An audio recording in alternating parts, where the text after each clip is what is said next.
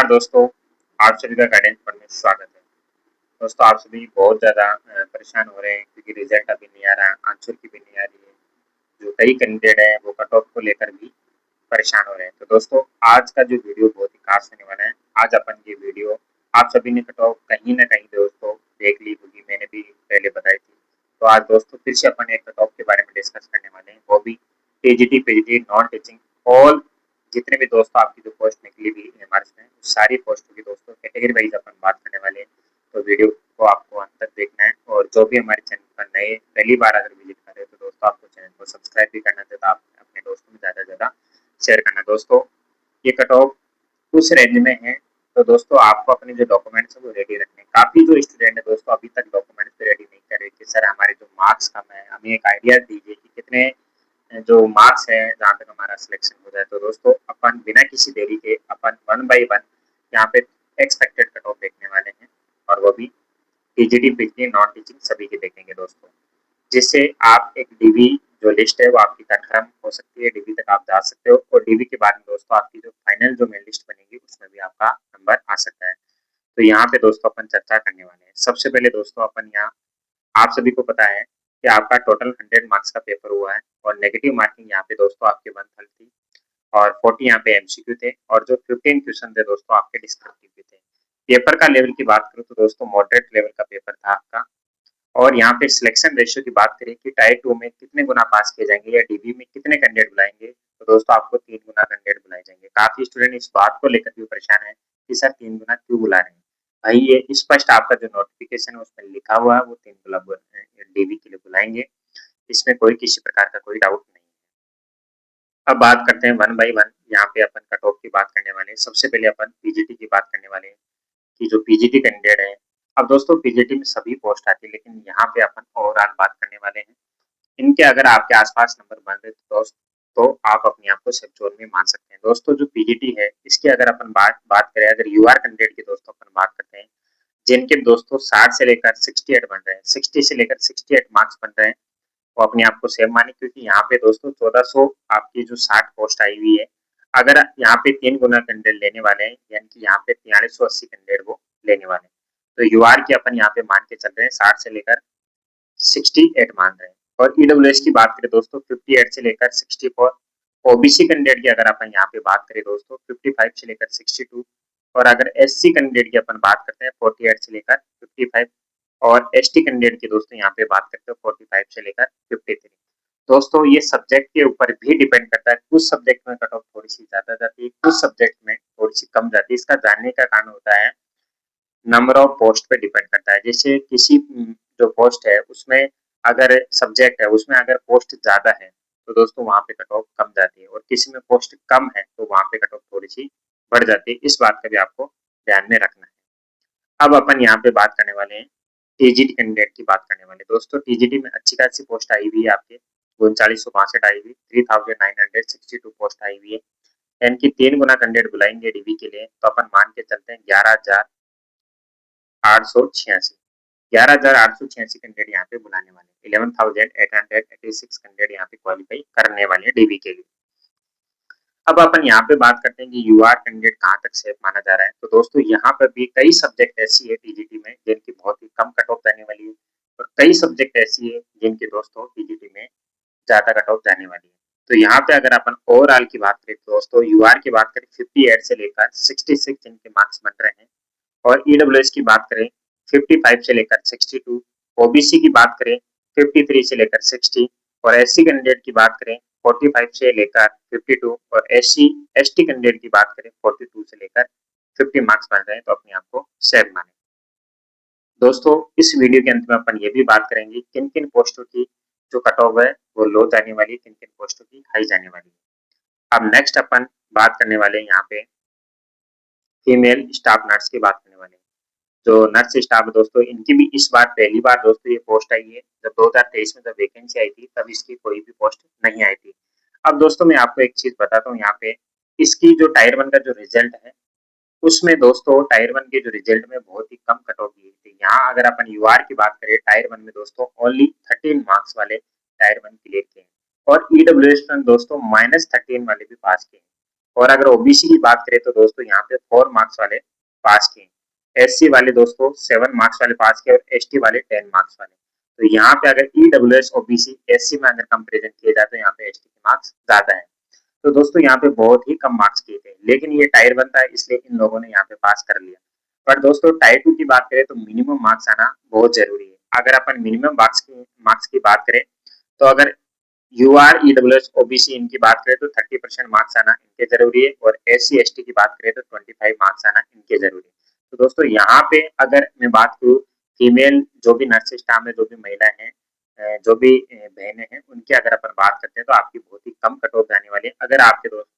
अगर आपकी मैं बात करूँ 40 से 50 मार्क्स भी बन रहे हैं तो आप अपने आप को बिल्कुल सेफ माने, क्योंकि आपकी कट ऑफ बहुत ही कम जाएगी, क्योंकि कैंडिडेट ही कम है, आपके बीच में जो कॉम्पिटिशन है वो बहुत ही कम रहने वाला है। तो अगर यहाँ पे अपन अगर यूआर की बात करें तो 40 से लेकर 50 मार्क्स भी बन रहे हैं तो आप इजीली क्वालिफाई कर जाओगे। ईडब्ल्यूएस वाले अगर बात करें तो दोस्तों 38 से लेकर 44 मार्क्स बन रहे हैं तो भी आप पास कर जाओगे। और ओबीसी वाले 30 से लेकर 38 है।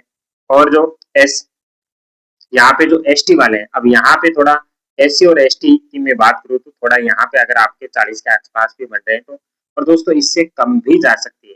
अगर आपके क्वालिफाई मार्क्स भी बन रहे हैं तो भी आपका सिलेक्शन हो सकता है। क्यों हो सकता है? क्योंकि आपका टायर वन में जो कैंडिडेट थे वो बहुत ही कम थे और वहाँ पे कंपटीशन बहुत ही कम था, तो टायर टू में भी इतना आपका कंपटीशन नहीं है। तो आपके जो डॉक्यूमेंट्स वो रेडी रखो, आपका कंफर्म सिलेक्शन है।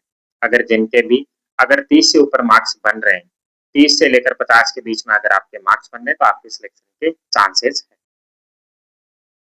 अब नेक्स्ट यहाँ पे अपन बात करने वाले हैं हॉस्टल वार्डन की बात करने वाले हैं। दोस्तों यहाँ पे अपन हॉस्टल वार्डन फीमेल और मेल दोनों कैंडिडेट है, लेकिन अपन यहाँ पे ओवरऑल बात करने वाले हैं, क्योंकि जो मेल और फीमेल में ज्यादा मार्क्सों का अंतर नहीं रहता, 1-2 मार्क्स का अंतर रहता है, आप अपने हिसाब से देख लेना। तो यहाँ पे अगर अपन हॉस्टल वार्डन की बात करें तो यूआर कैंडिडेट की अगर अपन यहाँ पे दोस्तों 635 पोस्ट आई है और 3 गुना बुलाएंगे, यानी कि यहाँ पे 1905 कैंडिडेट आपको पास करने वाले हैं टोटल मेल एंड फीमेल। अब यूआर कैंडिडेट की बात करें तो 55 से लेकर 62, ईडब्ल्यूएस की बात करें यहाँ पे 52 से 58, ओबीसी की बात करें यहाँ पे 50 से 56, एससी की बात करें 44 से 50 और एसटी की बात करें यहाँ पे 42 से 48। और ये मेल और फीमेल दोनों की मैंने ओवरऑल बताई, फीमेल में 1 से 2 मार्क्स आप कम की जाएगी। अब दूसरे पोस्ट की अपन यहाँ पे अपन बात करते हैं नेक्स्ट पोस्ट की, अकाउंटेंट। दोस्तों यहाँ पे हमारे अकाउंटेंट की जो पोस्ट है वो बहुत ही कम आई है, यानी कि ओनली 61 पोस्ट ही आई है। तो यहाँ पे जो टायर टू में जो कट ऑफ है थोड़ी सी अकाउंटेंट की ज्यादा जाने वाली है। तो यहाँ पे बात करें, यहाँ पे केवल 61 है, तो 3 गुना कैंडिडेट बुला रहे हैं, 183 कैंडिडेट को यहाँ पे बुलाने वाले हैं। तो यहाँ पे यूआर की जो कट ऑफ मान के चलते हैं 66 से लेकर 74, ईडब्ल्यूएस की मान के चलते हैं 62 से लेकर 72, ओबीसी की 60 से लेकर 68, एससी की 58 से लेकर 64 और एसटी की 55 से लेकर 62 ये कट ऑफ रहने वाली है। अब नेक्स्ट अपन नेक्स्ट पोस्ट की यहाँ पे बात करते हैं वो जेएससी की। अब यहाँ पे दोस्तों जेएससी की जो पोस्ट आई है हमारे सामने वो 228 पोस्ट आई हुई है। और अभी दोस्तों जेएससी का यहाँ पे ये 3 गुना बुलाने वाले हैं इनकी 684, और जेएससी का दोस्तों स्किल टेस्ट और होने वाला है। बाकी की जो जितने भी जो पोस्टें हैं उनका दोस्तों डायरेक्ट डीबी है, डीबी के बाद में उनका फाइनल मेरिट लिस्ट बनेगी डायरेक्ट सिलेक्शन। बट जेएससी का भी स्किल टेस्ट भी बाकी है, स्किल टेस्ट भी होगा, उसके बाद में इनकी मेरिट लिस्ट बनने वाली है। तो जेएससी की अगर बात करें टाइप 2 में कट ऑफ की बात करें तो यूआर 60 से लेकर 66, ईडब्ल्यूएस की बात करें 58 से लेकर 64, ओबीसी की बात करें 55 से लेकर 62, एससी की बात करें 48 से लेकर 55 और एसटी की बात करें यहाँ पे 45 से लेकर 52। तो ये जेएससी की दोस्तों कट ऑफ रहने वाली है, और जेएससी अभी से दोस्तों आपको टाइपिंग भी स्टार्ट कर देनी चाहिए। नेक्स्ट अपन यहाँ पे बात करते हैं लैब अटेंडेंट की, यहाँ पे बात करने वाले हैं। अब दोस्तों यहाँ पे लैब अटेंडेंट की जो टोटल जो पोस्ट है हमारे सामने 146 पोस्ट आई, और 3 गुना अगर अपन कैंडिडेट की बात करें तो 438 कैंडिडेट को यहाँ पे बुलाने वाले हैं। तो अब लैब अटेंडेंट की क्या एक्सपेक्टेड कट ऑफ हो सकती है? तो यूआर के अपन मान के चलते हैं 52 से लेकर 58, ईडब्ल्यूएस की मान के चलते हैं 48 से लेकर 54, ओबीसी की 46 से ओबीसी की 46 से 52, एससी की 40 से लेकर 46 और एसटी कैंडिडेट की 38 से लेकर 44। तो ये जो कट ऑफ थी दोस्तों मैंने सभी जो कैटेगरी वाइज सभी की बताई है। अब इसके अलावा अपन यहाँ पे जो बात करने वाले प्रिंसिपल और रह गया, तो प्रिंसिपल की बात कर लेते हैं। दोस्तों यहाँ पे अपन प्रिंसिपल की बात करें तो टोटल 225 पोस्ट आई हुई है। कितनी पोस्ट आई हुई है यहाँ पे? 225 पोस्ट आई हुई है। तो यहाँ पे 3 गुना बुलाएंगे, यानी कि 675 कैंडिडेट बुलाने वाले हैं। अब प्रिंसिपल की जो टायर 1 का जो रिजल्ट आया था वो भी इस प्रकार का आया था दोस्तों। यूआर की अपन यहाँ पे बात करें, प्रिंसिपल की बात करें, यूआर में दोस्तों यहाँ पे ओनली 41 वाले ने यूआर क्लियर कर। ईडब्ल्यूएस ओबीसी में एक भी ऐसा कैंडिडेट नहीं था जिसने टायर 1 क्लियर किया, यानी कि 0 मार्क्स की यहाँ पे बात करते हैं। और यहाँ पे एससी की बात करें यहाँ पे, तो यहाँ पे 4, और यहाँ एसटी की बात करें, यानी कि टायर 1 का जो रिजल्ट था बहुत ही कम कट ऑफ की थी। लेकिन अगर अपन टायर 2 की बात करें, जिनके दोस्तों अच्छा, अगर यूआर की बात करें, जिनके दोस्तों 40 से लेकर 50 मार्क्स आ रहे हैं वो अच्छे से हैं। और जो एस सी एस टी वाले, अगर इनके क्वालिफाई मार्क्स आ रहे हैं, 25% क्वालिफाई मार्क्स आ रहे हैं, तो वो प्रिंसिपल की आराम से अपने डॉक्यूमेंट्स रेडी करें, इंटरव्यू की तैयारी करें, आपका आराम से सिलेक्शन हो जाएगा, क्योंकि आपकी पोस्ट भी अच्छी खासी है और आपका कॉम्पिटिशन बहुत ही कम कॉम्पिटिशन रहने वाला है यहाँ पे। अब दोस्तों यहाँ पे अपन बात करने वाले हैं कि कौन कौन सी जो पोस्ट है जिनमें दोस्तों बहुत ही कम कट ऑफ जाने वाली है। तो सबसे पहले यहाँ पे कम कट ऑफ की बात करें, एक दोस्तों प्रिंसिपल वाली जो पोस्ट है इसमें बहुत ही कम कट ऑफ जाएगी। इसके अलावा दोस्तों अपन टीजीटी 8 की बात करते हैं, टीजीटी 8 है, इसकी भी दोस्तों बहुत कम कट ऑफ जाने वाली है। और तीसरी अपन बात करते हैं यहाँ पे, तीसरी पोस्ट की दोस्तों मैं बात करूँ, TGT physical education, TGT physical education की बहुत कम कट ऑफ जाने वाली है। और यहाँ पे फीमेल फीमेल नर्स स्टाफ की भी बहुत कम कट ऑफ जाने वाली है। और नेक्स्ट बात करें दोस्तों टीजीटी म्यूजिक, टीजीटी म्यूजिक, इनकी दोस्तों बहुत ही कम कट ऑफ जाने वाली है। तो जो भी आपके डॉक्यूमेंट्स अभी पेंडिंग में हैं, नहीं बनाए हैं, तो आपको पूरे डॉक्यूमेंट्स बना लेने हैं, क्योंकि टाइम आपके सामने बहुत ही कम है। अब दोस्तों बहुत ही जल्द सबसे पहले आपकी प्रोविजनल आंसर की आने वाली है। जैसे ही आपकी प्रोविजनल आंसर की आ जाती है, उसके बाद में एक विंडो ओपन होगा, उसमें आपको ऑब्जेक्शन भरना है। कौन कौन से क्वेश्चन में अगर आपको जिन भी आपत्ति है, आपके पास एविडेंस है, तो आप लगा सकते हो। उसके बाद में आपकी फाइनल आंसर की आएगी। फाइनल आंसर की आने के बाद में दोस्तों कभी कभी क्या करते हैं कि फाइनल आंसर की और रिजल्ट दोनों एक साथ भी जारी कर सकते हैं, या ऐसे करेंगे।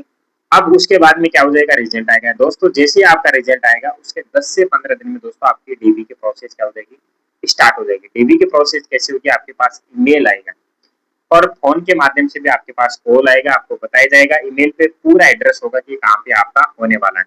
और दोस्तों आपका जो डीबी होगा किसी न किसी सोसाइटी में होगा।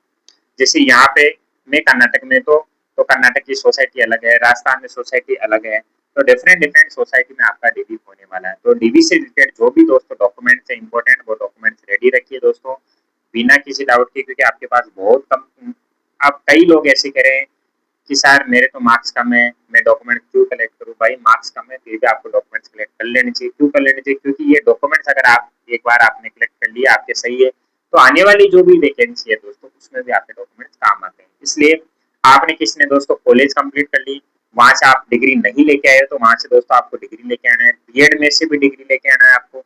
आपने एमए की है, एमकॉम की है, जो भी बीएससी वगैरह की है, वहां से दोस्तों आपको डिग्री लेके आना है। तो सारे डॉक्यूमेंट्स आपको अभी दोस्तों अपने कलेक्ट कर लेने हैं। टाइमली आप अगर कलेक्ट कर लोगे, और दोस्तों जितने भी ओबीसी वाले कैंडिडेट है, ईडब्ल्यूएस वाले हैं, तो इससे दोस्तों ये 1 अप्रैल, अप्रैल वाला मंथ स्टार्ट हो गया, तो अप्रैल मंथ दोस्तों स्टार्ट हो गया, आपको ओबीसी और ईडब्ल्यूएस का नया बना लेना चाहिए। नेक्स्ट आने वाली दोस्तों आपका जो सर्टिफिकेट होता है वो 1 साल के लिए ही वैलिड होता है। और आप क्या करते हो, जब वैकेंसी आती है ना तब बनाते हो दोस्तों, इतनी 200-300 रुपए लगते हैं। आपको अपने डॉक्यूमेंट्स हमेशा अपडेट रखने चाहिए, क्योंकि जब आप इस मैदान में उतर चुके हो, आप कंपटीशन की तैयारी कर रहे हो, तो कंपटीशन से रिलेटेड जितने भी डॉक्यूमेंट्स हैं वो आपके पास होने चाहिए। तो सबसे ज्यादा जो स्टूडेंट का जो कंफ्यूजन चलता है ओबीसी और ईडब्ल्यूएस के सर्टिफिकेट को लेकर चलता है। तो आपको इस बात का ध्यान रखना है, मैं आपको अभी याद दिला रहा हूँ। एवरी ईयर दोस्तों आप जो भी डॉक्यूमेंट्स बनाते हो, ओबीसी का सर्टिफिकेट बना रहे हो या ईडब्ल्यूएस का बना रहे हो दोस्तों, वो फर्स्ट अप्रैल टू 31 मार्च को दोस्तों उसकी जो वैलिड है वो खत्म हो जाती है, 1 साल के लिए होता है। जैसे मान लो कि अभी आप अप्रैल मंथ में बना रहे हो 2026 में, तो ये 31 मार्च 2027 तक ही वैलिड होगा। तो जैसे ही आपका फिर वहां पे 1 अप्रैल 2027 से आपको नया ही बनाना होगा। ये हर साल आपको दोस्तों बनाना है। ये छोटी छोटी जो बातें होती हैं आपको ध्यान रखना है दोस्तों। फिर मिलेंगे नेक्स्ट एक लेटेस्ट वीडियो के साथ, तब तक आप सभी का धन्यवाद। और जो भी चैनल पर नए हैं प्लीज चैनल को सब्सक्राइब कीजिए, आपका ही चैनल है।